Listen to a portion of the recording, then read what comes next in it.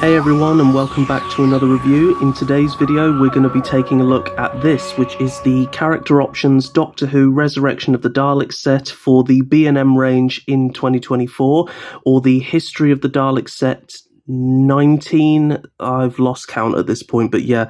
So this set is based on the very popular Dalek story Resurrection of the Daleks, and this is quite a personal one for me because this was my first full classic Doctor Who story that I got on DVD way back in 2007 when I was 8 years old. Yes, I'm old, I know.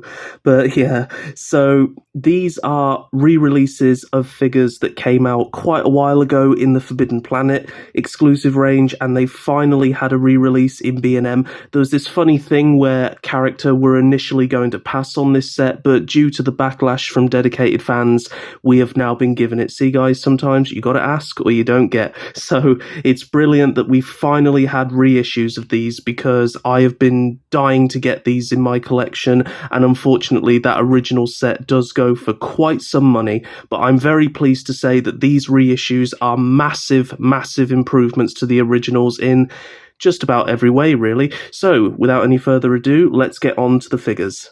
So first, taking a look at the Supreme Dalek, which is the Dalek that I have been after for such a long time. This is an absolutely beautiful Dalek, wonderful gloss black with the white hemispheres, such an unusual colour scheme, one that you don't really see in too many Daleks, and one that was exclusive to this story, so it really is quite a standout Dalek on the shelf. Now, Character have really replicated this shiny gloss very well. It really does catch the light. As you can see, there's even some pink from the neon light that we have in this room reflecting on it, which is really cool. I really do love the eye stalks on these Daleks. I've always loved how the rings get gradually bigger as they go down, something that was exclusive to these props only. And yeah, this gloss is just really wonderful. You can see yourself in it. Unfortunately, though, it does smudge quite easily, so just be careful with how clean your hands are when you're handling these figures. But really nice. As you can see, you've also got the silver between the mesh that goes right the way around.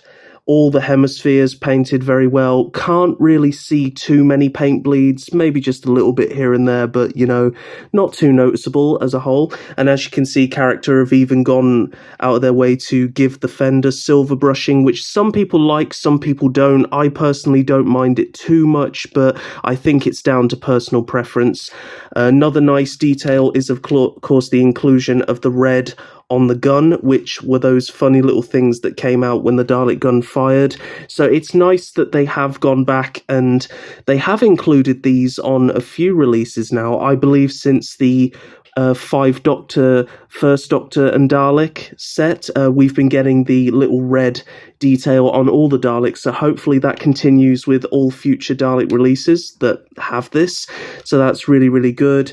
In terms of sculpt, it's a Dalek, so if you know you've seen one, you've seen it all, but pretty much almost the entirety of this Dalek is in this really nice gloss black, and as you can see, they've also had the updated slat sculpt, which is much thicker than the original, and you also do have the raised neck, which we're starting to see on a lot of 80s Daleks. And I'm going to be honest, I never actually knew that they had this. I think I did pick up that some of them had it, but it wasn't a feature that I really paid much attention to. But honestly, when you compare them to original releases, which I don't have for this figure, it really is quite a massive difference. So it's wonderful that Character have gone out of their way to include that detail, and I'm just very happy to have this Dalek. This has always been one of my favourites, and I imagine if you put this Dalek in specific lighting, the gloss will really reflect that and just complement it so well. Now we'll move on to the first variation of the Drone Dalek. So when I say first variation, I'll get onto that shortly. So taking a look at the drone, exactly the same sculpt as the Supreme Dalek. In fact, completely the same. There's nothing different about it whatsoever. Still got the really nice eye stalk, which I love. What I will say about both of these Daleks is the pupil has been painted really small, which is actually accurate on a few of the drone Daleks, but not on the Supreme one. But like I say, you can always touch that up yourself. I believe the eye stalk on the Supreme Dalek was actually different. It didn't look like the rest of the drones. Now, a lot of people have been saying that the grey on these is wrong, that it should be a bluish grey. Well, what I'm going to do is I'm actually going to bring in this Resurrection Dalek, which came with the 5th Doctor in the Toys R Us 2-pack. Now, from what I can gather, having seen this story many times and looked at many of the publicity photos and things, the 2 Daleks that are blue were used in a production photo or maybe a publicity photo. I actually have an autograph of Peter Davison on this exact picture, but as you can see, the Daleks are very blue. They're kind of like a bluish grey, whereas if you compare that with the Daleks that you see in the studio in the much more lighter areas and also in the warehouse, you can see that they definitely are accurate to this kind of grey. At least in my eyes, I think character have got this absolutely spot on. So as far as I can tell, the blue Daleks only appear in that photo shoot and in one particular scene where the 5th Doctor pushes the damaged eye Dalek out of the warehouse window. And you can tell it's that prop because it has the red lights, something that is very distinguishable about this particular Dalek. So the grey that character have gone for does not reflect that Dalek in particular. It reflects the Daleks that you see in studio. Now, I will get back to what I was saying on variant, because this set actually has a variation. Now, people are going to call this a chase variant when it isn't. Apparently, Al Juar from character did announce that there is the exact same number produced of this version and there is this version. They're exactly the same.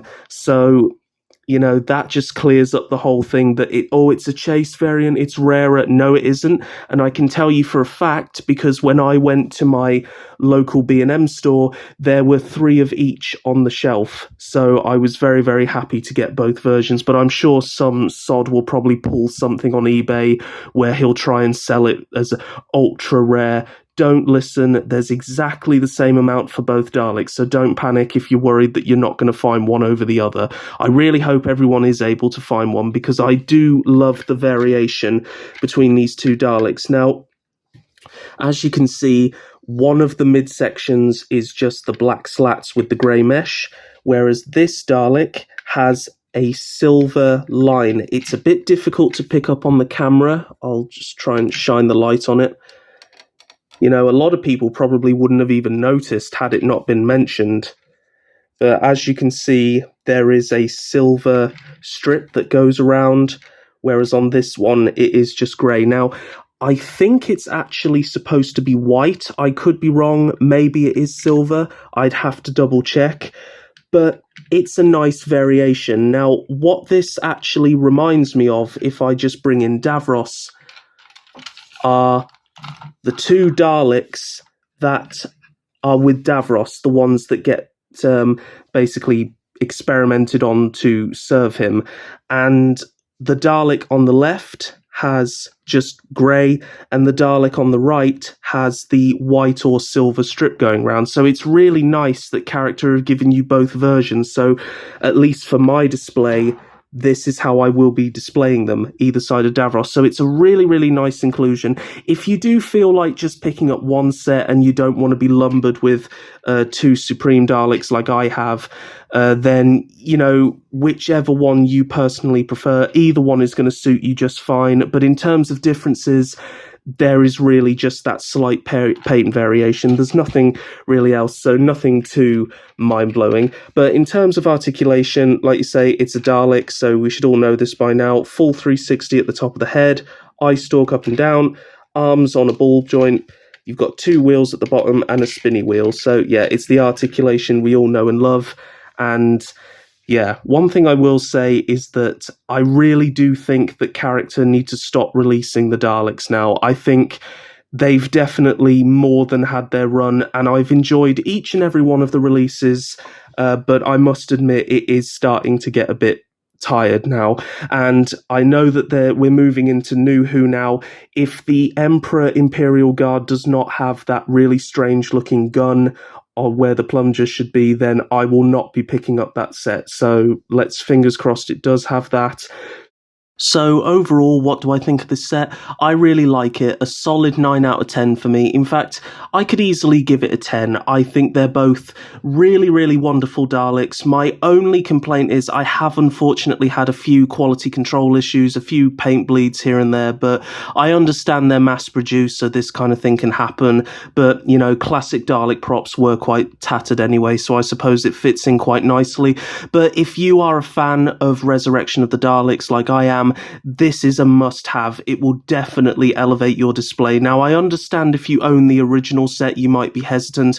I personally would advise you strongly to go and get these new figures. They are such massive improvements over the original, and as you can see here, they just really make for an awesome, awesome display.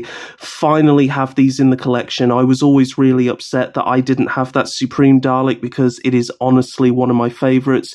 Really, really well done. I can't really find too much fault with this set, to be honest. Absolutely brilliant.